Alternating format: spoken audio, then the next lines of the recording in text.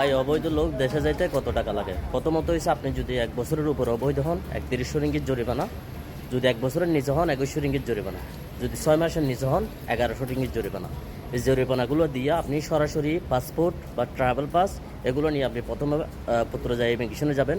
ওইখানে যাওয়ার পর আপনার একটা অ্যাপার্টমেন্ট দেওয়া হইব বা 14 দিন টাইম দেওয়া হইব।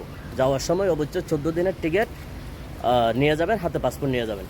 প্রথম দিন গেলে আপনার অ্যাপার্টমেন্ট দিব, দ্বিতীয় পরে 14 দিনের ভিতরে আপনার যে কোনো একদিন ফিঙ্গারের জন্য ডাক দিব। ফিঙ্গারের যেদিনকে ডাক দিব ওই দিনকে আপনি বাইরান করে কাগজ নিয়ে সরাসরি চলে আসবেন। এখন অ্যাপার্টমেন্ট অনেকে বলে অনলাইনে পাওয়া যায়, অনলাইনে কোনো অ্যাপার্টমেন্ট পাওয়া যায় না। আপনার সরাসরি ইমিগ্রেশনে যেতে হবে, ইমিগ্রেশনের সব কিছু প্রসেসিং ক্লিয়ার করে আপনার তারপরে এখানে আসতে হইব। এখন আপনি এজেন্টের মাধ্যমে যান বা সরাসরি যান, সবগুলো কিন্তু আপনার পুত্রজায়াতে করতে হইব, এছাড়া আর কোনো অপশন নেই।